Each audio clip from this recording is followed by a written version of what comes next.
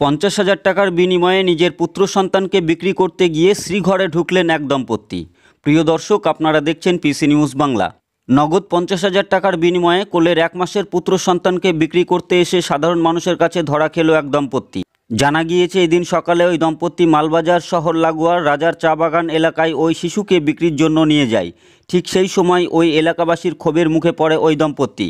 সেখান থেকে পালিয়ে যায় মালবাজার পুরনো রেলওয়ে প্ল্যাটফর্মের কাছে। তাদের পিছু নেয় শ্রমিক মহল্লার লোকজন এবং এলাকার মানুষজনকে ঘটনাটি জানায় তারা। ওই দম্পতি নিজেই স্বীকার করে বাচ্চাটা বিক্রির জন্যই নিয়ে এসেছিলেন তারা। দম্পতির নাম রাজেশ মিশ্রা ও অনিতা ওরাও। ঘটনার খবর পেয়ে ঘটনাস্থলে পৌঁছায় মালবাজার থানার পুলিশ এবং ওই দম্পতিকে আটক করে। ঘটনা তদন্ত শুরু করেছে মাল থানার পুলিশ। नहीं, मेरा घर कारवाला टी स्टेट और बीबी का घर ससुराल है देवपाड़ा।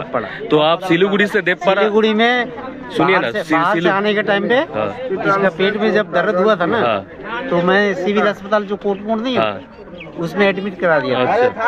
तो मेरा बेटा वहीं पे जन्म हुआ। ठीक है, तो आप देवपाड़ा ना जाकर फिर मालबाजार क्यों लेकर आए? अरे देव जाके फिर आए। किस लिए? मालबाजार में क्या काम है आपका? मेरे पत्नी मालबाजार बच्चे के डॉक्टर को दिखाना है। कौन सा डॉक्टर दिखाया?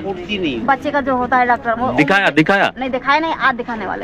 कल होली का दिन था इसलिए तो कल से आया, आज भी कल दोपहर में आए हैं। कहाँ पर रुका था? कहाँ पर? अस्पताल में रुका है। पाका लाइन में क्यों किए थे? बच्चा মনে হচ্ছে না বাচ্চা, ওদের তো নিজের বাচ্চা মনে হচ্ছে না। আপনারও মনে হচ্ছে কি অন্য কারো বাচ্চা নিয়ে অন্য এসেছে? কারো বাচ্চা। ওদের যদি যে পাকা লাইনে নিয়ে গেছিল বলে রাজা চা বাগানে পাকা লাইনে যদি নিয়ে গিয়ে থাকে তাহলে ওখানে বাইরে থেকে এসে অনেক লোকগুলো আছে, পেছনে গিয়ে চেক করতে পারবেন। পাকা লাইনে না, পেছন দিকে বাগান আছে, তো মাঠ আছে একটা, মাঠের মধ্যে অনেক 8-10 জন বসে আছে। ওরা যদি হয়তো ওদের সাথে জড়িত থাকলে বলতে পারবে, তার থেকে তার বেশি কিছু বলতে পারবে না। আর এদের যদি বাচ্চা হয় তাহলে ওই যে দিদিকে হসপিটালে নিয়ে গেলে বোঝা যাবে।